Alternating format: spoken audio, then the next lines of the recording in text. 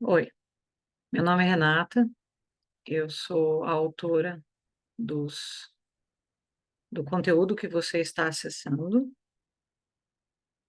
Eu estou fazendo esses vídeos para facilitar a leitura dos capítulos. Então, se você quiser ver os primeiros capítulos, você tem que começar fazendo a pesquisa no blog, de baixo para cima, tá? Esse capítulo, o transporte para o planeta Mãe, ele é intenso. Então, eu tenho essas visões que me levam a vidas passadas. Eu consigo ver em relação a outras pessoas, a vida delas, a minha, futuro meu, delas, o futuro e o passado. São coisas que a ciência não explica ainda, não existe prova, não, tudo que se fala sobre vidas passadas é considerado pseudociência, e eu queria fazer aqui uma menção de que eu sou tudo pela ciência. Eu sou apaixonada com a ciência, principalmente a física, e a neurociência, porque ambas me ajudaram muito a entender, ah, como esse corpo meu funciona, a maquininha. E eu compreendo quando o título pseudociência é colocado, porque é muito difícil você querer, partir para entender o mundo inteiro com todas as teorias possíveis e imaginárias. Todas as teorias possíveis e imaginárias existem. Porém, para a nossa vida biológica, a nossa vida aqui nesse planeta, a gente precisa ter um pouco de parâmetro, senão a gente não tem, uma forma de jogar o jogo. A bem da verdade é essa: não tem como se jogar um jogo se você não cria certas regras para aquele jogo. Você pode chamar queimada, ter as regras do jogo de queimada, e se você começa a jogar futebol, começa a ficar engraçado, porque então não é mais uma queimada. Tá bom, então faz o jogo de futebol, mas o que pertence ao jogo de futebol tem que ser jogado daquela forma, o que pertence ao jogo de queimada tem que ser jogado daquela forma. Quando o ser humano começou a pesquisar o que é que faz a maçã cair da árvore para baixo e não para os lados ou para cima, e se é para os lados, o que que interfere na força que puxa todo mundo para o centro, é, ele entendeu que aquilo seria então o mesmo que as regras do jogo, né? É a regra do jogo de se ter um corpo biológico, um corpo, que para nós está vivo, para nós, porque a neurociência e outras ciências já começam explicando que a nossa realidade pode ser uma alucinação coletiva. Todo mundo acredita na mesma coisa. E aquela coisa existe porque está todo mundo acreditando no mesmo objeto, numa mesma força, numa mesma forma das coisas serem. Então, assim, dentro da ciência já existe muita dúvida. E se eles forem começar a querer, por exemplo, estudar vidas passadas, você tem que ter os parâmetros que você usa para definir a ciência. Os parâmetros que a ciência da Terra usa não alcançaram ainda o fenômeno de um ser ver coisas que não aconteceram nesse tempo de vida deste corpo, da hora que ele nasceu para a hora que ele morreu. Como é que então existe algo antes daquilo? Não tem como provar. A forma mais próxima foi a pessoa com quem eu fiz uma das regressões de uma vida passada minha, independente se isso existe ou não. A terapia, ela está usando essa ferramenta porque ajuda demais pessoas que não estão conseguindo sair de movimentos mentais que cria, situações negativas na vida da pessoa. Eu tinha pavor de hospitais. Mas assim, quando eu digo pavor, é que você não ia conseguir dar uma injeção em mim sem eu quebrar 3 vezes a agulha, ter 3 ataques de pânico, sair correndo, feito uma maluca, e eu não tinha diagnóstico de esquizofrenia, nem psicose nenhuma, e eu tinha essas ah, posturas dentro de um hospital. Porque eu sabia que eu ia precisar de hospitais aqui e ali durante o percurso da minha vida, eu fiz terapia com um profissional que estava qualificado para entrar em vidas passadas. Esse profissional, ele trabalhou em cooperação com uma faculdade dos Estados Unidos, que eu não vou me lembrar agora. Eu não vou conseguir me lembrar agora nem qual era o estado, porque isso tem coisa de quase 20 anos para trás. Mas nessa faculdade, eles fizeram eles colocaram a pessoa em estado de alterado de consciência, então, para uma regressão, através de hipnose, dentro de um PET scan, dentro daquelas máquinas que conseguem ver o magnetismo que está acontecendo no cérebro, ver qual parte do cérebro está interagindo. Eles fizeram isso com alguém que conseguia entrar nessa regressão estando dentro daquele aparelho. E não é uma hipnose comum. É uma hipnose que está direcionada a algo que, em teoria, aconteceu com a pessoa em uma vida anterior a desse corpo físico. Mas eles fizeram. E olha, para conseguir pagar essa pesquisa, eu queria saber quem que topou, porque custa muito caro, qualquer pesquisa é na casa dos milhões, e, e eles fizeram. Eles têm que fazer com mais do que uma pessoa, porque uma andorinha só não faz verão, se você já não escutou esse ditado. A área do cérebro dessas pessoas, que é ativada em estado de hipnose com visões de vidas que não a vida que a pessoa tem no corpo físico, não foi a da fantasia, a da criação, aquela que o autor usa para criar um romance do nada. Nós temos essa área no cérebro. A área do cérebro que foi extremamente, mas assim, ativada ao máximo, que não é ativada em outras situações que não o da memória.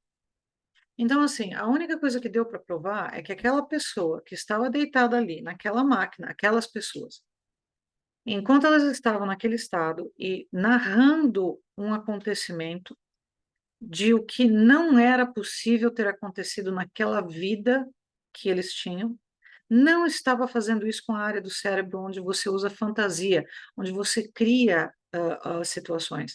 Estava usando a área do cérebro da memória. E olha, lá realmente isso ficou marcado, isso foi para a revista de ciência. Eu não tenho, eu vou ter que voltar e escrever tudo e mais tarde editar esse vídeo, colocar onde essa pesquisa estava e tudo. Eu não tenho como fazer isso agora. Mas eu vi a reportagem, eu vi o estudo científico, porque ele me apresentou enquanto a gente fazia terapia. Tinha sido bem recente quando eu fiz terapia com ele. E o trabalho dele continua indo muito bem, graças a Deus. Não é o Dr. Brian Weiss, que foi nos Estados Unidos quem começou a falar de vidas passadas. E então, assim, se a memória está produzindo isso, em algum momento isso aconteceu. Aí entra a física, que fala que pode ser que várias realidades suas aconteçam ao mesmo tempo, em vez de ser uma linha que gira e gira e gira, sobe, desce, mas se move em frente. Falando isso, o que eu quero dizer desse capítulo é que eu já falei num vídeo anterior, que se você entra para ver outras espécies, você tem que ir sem a tua cultura. Você pode até fazer um juízo próprio para si mesmo, mas se você começa cheio de dedo, mexer nas coisas, você não vai ter uma versão neutra para depois estudar. O cientista ele não chega e fala, ai, eu estou doido para que esse rato crie células cancerígenas do tipo assim, assado, assado. Ele induz o câncer no rato, ele introduz células cancerígenas, ele senta e ele observa. Então, se você não entra assim para qualquer coisa que você não faz juízo ainda, você vai se dar mal. Esse capítulo foi pesado. Depois que eu tive essa regressão, eu precisei bem uns 4 dias e eu só continuei fazendo as regressões porque eu sabia que quando você tem quando você está num ambiente de fazer regressões, como por exemplo com esse terapeuta, nós fomos até o fim. Quando é o fim? No caso da terapia, você vai com um trauma, você vai para trabalhar esse trauma. Enquanto esse trauma não aparece na superfície e se lida com isso, não está terminado. Quando você tem um grupo de vidas ou uma situação que, no caso desse livro, foi imposta para mim, eu não tinha juízo do que eu estava indo procurar. Eu tenho outro livro com outra regressão que eu estou colocando em palavras porque realmente fazia sentido trazer aquilo. Eu fui atrás. Eu falei, eu quero ver isto, porque isto é importante. Então foi programadíssimo. Agora nesta não. E eu sabia que deixar no ponto desse capítulo, eu ia estar criando mais um trauma, porque você vai ver que são cenas muito fortes. Você está numa regressão, você sente o que as pessoas estão sentindo, não só aquela que é a personagem principal, mas os que estão ao redor, você escuta o pensamento deles, você vê coisas que na hora você não poderia. Inclusive, quando eles dizem que você vê as últimas imagens, depois que você morre, você faz sabe, roda aí o filme de tudo bem rapidinho para eu dar uma geral. A pessoa que está vendo a vida dela, ela acabou de morrer, o corpo dela está morto. Ela está lá vendo o filmezinho da vida dela, geralmente com algumas entidades que trabalham com isso do lado. Ela vê coisas que ela não tinha visto antes. Quando ela está, por exemplo, brigando com o pai dela, ela vai ver que o pai estava muito magoado com a situação e não sabia como responder. Ela vai ver o outro lado da moeda. E é lá que a coisa fica engraçada, porque aí você começa a falar, pô, eu não devia ter falado assim, olha, aquele fulano estava com boas intenções, olha, esse aqui já queria me passar para trás. Você vê outras informações que quando você está discutindo com seu pai, por exemplo, você só está pensando naquilo que você quer falar, naquilo que você quer fazer valer. E se for uma briga, você vai estar realmente muito excitado e você não enxerga mais nada do quarto. Quando você está nesse momento depois de desencarnar, você vai ver até o vaso de flor e vai lembrar, nossa, olha o vaso de flor que estava lá, eu comprei na feira no sábado. Você vai ter toda essa informação junto. Então, numa regressão, isso também acontece. É bem parecido. E quando eu desencarnava nessas vidas, eu via o pós, até certo ponto. Eu não vi tudo, graças a Deus, porque, olha, informação demais, sem sentido, sem valor, sem uso, não vale a pena. Porque o seu cérebro, aliás, tudo aquilo que não está sendo utilizado frequentemente, o cérebro põe no arquivo, tá? Existe. E tem arquivo que depois, com o tempo, é deletado assim, de vez. Você só vai lembrar depois que fizer seu desencarne. Então, assim, na hora que as cenas se desenrolaram, eu fiquei chocada. Só não fiquei em pior estado, porque acredite se quiser, não é a cultura que eu vivo hoje, essa vida que eu presenciei, não é a espécie com a qual eu vivo hoje, mas eu vi situações de violência muito, mas muito piores do que a que eu descrevo nesse capítulo. Então, eu já tinha visto violências assim, e deixa eu explicar. Entre todas as espécies que eu vi, os anjos, arcanjos, serafins e o ser humano são os mais violentos até agora. Eu não sei se eu vou ver outras espécies que comparem, mas não tem comparação. A espécie mais violenta que existe é 1000 vezes menos violenta do que o ser humano e os anjos. Eles não são gracinhas, como falam por aí. Não, não foi assim que eu os vi. E então eu já tinha visto coisas assim muito piores, mas assim, realmente vi guerras, vi mortandade, vi violência, violência contra a criança, contra a mulher, em outras vidas, minha e de outras pessoas. Então, quando eu vi estas cenas que você vai ler no capítulo, eu fiquei chocada, sim, claro, mas segurando, porque eu sei assim, opa, tem aqui uma situação que eu preciso ficar com uma posição um pouco mais neutra. Na nossa cultura é crime, na nossa cultura isso daí estaria numa delegacia, nossa cultura, porque, por exemplo, em certos países da África isso não é visto da mesma forma. Então, esse tipo de violência, para mim, não é certo e não é normal e tem que ser é, abordado de forma bem firme, porém, contudo, todavia, na espécie humana, uma coisa dessas é considerado normal. Não é porque a minha cultura trata como um crime que na cultura dos outros também se trata. Se vocês forem olhar em países da Ásia, ah, ah, países próximos ali da Índia, da Indonésia, existem ainda situações que se assemelham muito ao que a gente não gostaria de ver. Então, sabendo que existe isso e que nesta nossa espécie humana isto seria considerado, eu quero falar bem rapidamente, porque no próximo vídeo eu explico um pouco melhor. Mas, assim, nesta espécie não existe o crime sexual, porque não existe sexo. Não existe sexo. O sexo é uma palavra que define tudo que é relacionado à reprodução. Prazer sexual está dentro da biologia como algo que só favorece biologicamente a espécie. Tanto que o que se acredita que a fêmea humana é capaz de prazer sexual para mantê-la num relacionamento com aquele homem, com aquele macho da espécie dela, para que hajam mais bebês, tá? Então, ela não entra só no cio, para que houvesse o ano inteiro a possibilidade de uma gravidez. Então, até o prazer que a gente chama sexual e romantiza tanto é uma coisa extremamente biológica. E nessa espécie, isso é alimentação. Então, só existe um crime lá. É você não alimentar a, aquele que está do seu lado. Ou não concorrer para que ele seja alimentado. Se você não tem o que ele precisa de alimento, você vai atrás de quem tem. Porque na hora que você não faz isso, realmente, para eles é um crime. E como não existe a sexualidade, o sexo, a energia sexual, o ato sexual para eles, existe a alimentação. É exatamente isso.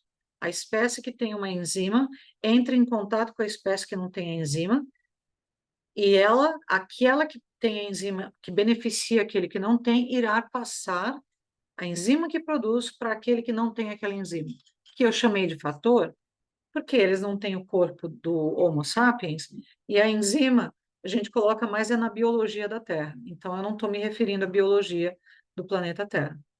Então, não houve crime ali, não para eles. Enquanto estava acontecendo, em momento algum houve crime. Com o passar dos capítulos, vocês vão ver que culturalmente existe um enquadramento de uma situação desagradável como aquela.